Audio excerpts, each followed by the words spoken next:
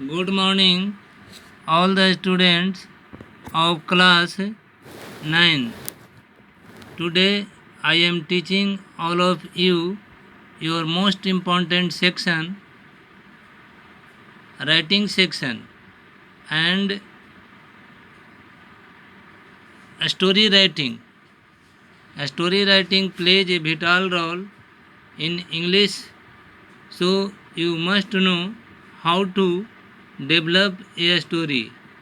My dear students, if you want to develop a story, first of all, learn a lot of rules to translate any sentence.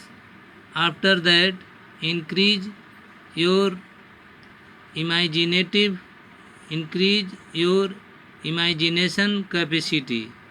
Then you can write any story smoothly and without any problem.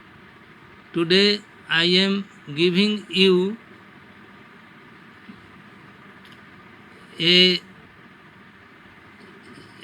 an example of story writing. This is very important story for all of you. The question of this story is this type. A slave runs away from his cruel master. A slave runs away from his cruel master. A lion in the forest.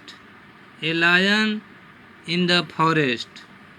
Crying in pain. Crying in pain. The slave takes out a thorn from his foot. The slave takes out a thorn from his foot. A few months later, the slave caught by his masterman ordered to be thrown before a hungry lion. The lion rushes at him. Like his feet, remembers his old kindness. The slave and the lion set at liberty. तो बच्चों, यहाँ पर आप देख रहे हैं कि इसमें कहानी जो है एक गुलाम और एक शेर का है। तो यह कोई ज़रूरी नहीं है कि इसमें जो चीज़ें लिखा हुआ है उसी चीज़ को हम लिखें। हम आप लोगों को हिंट्स दे रहे हैं और साथ ही साथ यह लिखा हुआ भी है। तो कोशिश करेंगे कि इसको पढ़ करके और कुछ हिंट्स की मदद से स्टोरी स्वतः डेवलप करें। एक समय की बात है कि एक गुलाम था। उसका मास्टर बड़ा निर्दयी था। वह उसके साथ बड़ा क्रूर बिहेव करता था। वह अपने मालिक से काफ़ी उबा हुआ था। वह वहाँ से भागने की कोशिश कर रहा था। एक दिन मालिक कोई ज़रूरी काम से अपने मित्र के यहाँ गया था। इसी बीच गुलाम को एक अवसर मिल जाता है और वह वहाँ से भाग जाता है। भागने वह एक जंगल से गुजर रहा था। वह एक जंगल से गुजर रहा था। अचानक उसने एक शेर को देखा। वह शेर दर्द से कराह रहा था। गुलाम ठहर गया। वह थोड़ा देर सोचा, फिर उसने उसे मदद करने का निश्चय किया। वह शेर के पास में गया। उसने देखा कि उसके पैर में एक कांटा चुभा हुआ है। गुलाम हिम्मत बटोरा और उसने उसके पैर से कांटा निकाल दिया। शेर कराहना बंद कर दिया और गुलाम पुनः वहाँ से चला गया। गुलाम कुछ दिनों के बाद पुनः अपने मालिक के द्वारा पकड़ा गया।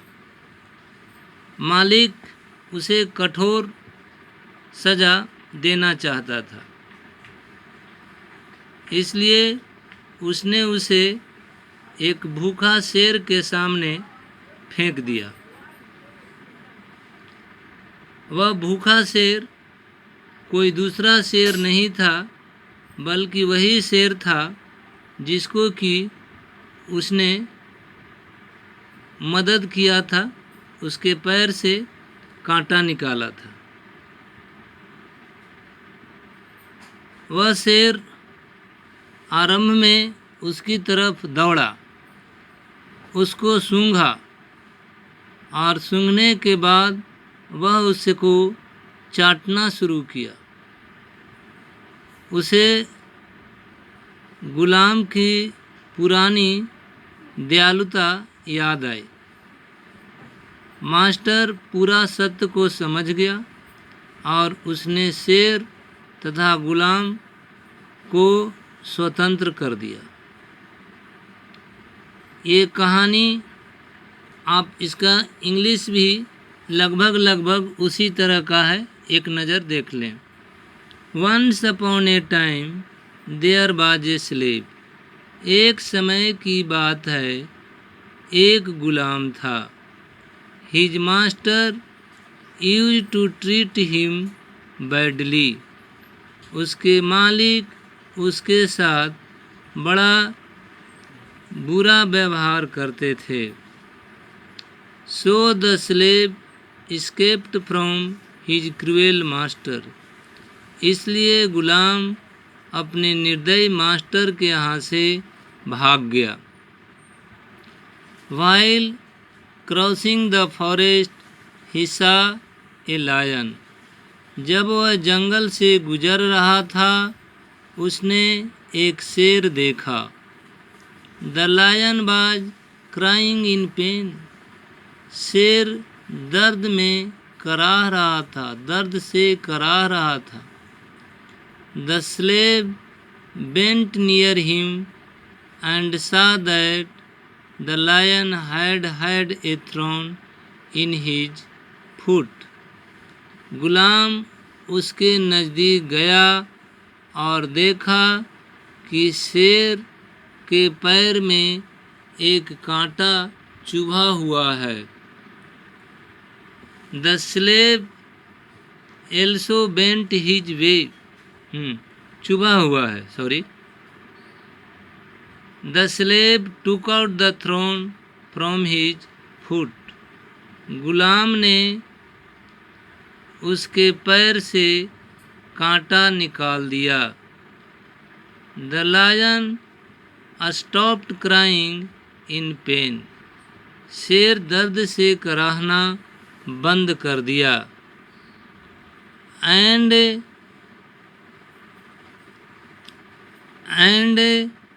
बेंट हिज वे, और चला गया। The slave also went his way. गुलाम भी चला गया। But he was caught again by the master's man a few months later. लेकिन कुछ दिनों के बाद वह पुनः अपने मालिक के द्वारा पकड़ा गया। कुछ महीनों के बाद the master ordered him to be thrown before a hungry lion. शेर ने उसे एक भूखा शेर के सामने फेंकने का हुक्म दिया। This hungry lion was the same whose thorn had been taken out by the slave. यह वही लायन था जिसको कि उसने उसको पैर से कांटा निकाला था। The lion rushed at him, शेर उसके ऊपर दौड़ा। स्मेलेड हिम, उसे सूंघा। And started licking his feet, और उसका पैर चाटने लगा। He remembered the slave old kindness, उसे गुलाम की पुरानी दयालुता याद आई। The master understood the whole truth and set the lion and the slave at liberty, और गुलाम तथा शेर दोनों को स्वतंत्र कर दिया। इसी तरह की एक कहानी जो कि आप लोगों को नज़र आ रहा होगा, उसे अवश्य ही लिखने की चेष्टा आप करेंगे। जैसा कि आपको आउटलाइन दिया हुआ है, a good boy disobey his parents, gets into bad company, fathers give him some good apples, tells him a lay them aside for a few days, places a rotten apple among them, the rotten apple spoil the good ones, a lesson on bad company। यानी bad company का भी बहुत बुरा प्रभाव पड़ता है, जिस तरह से कि एक सड़ा हुआ सेव पूरे सेव को सड़ा देता है। तो इस तरह कैसे आप इस कहानी को क्रिएट करेंगे, क्या लिखेंगे, और मैं आशा करता हूँ कि आप लोग इस कहानी को पहले से भी इसके बारे में कुछ जानते ही होंगे।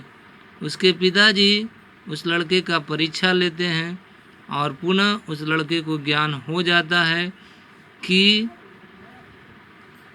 बुरे लोगों के साथ रहने से वह व्यक्ति भी भला या बुरा या कुछ समय के बाद बुरा हो जाता है। तो इन्हीं शब्दों के साथ मैं आज का अपना कार्यक्रम समाप्त करता हूँ। अगले दिन पुनः मैं आप लोगों के बीच उपस्थित होऊंगा। Thank you.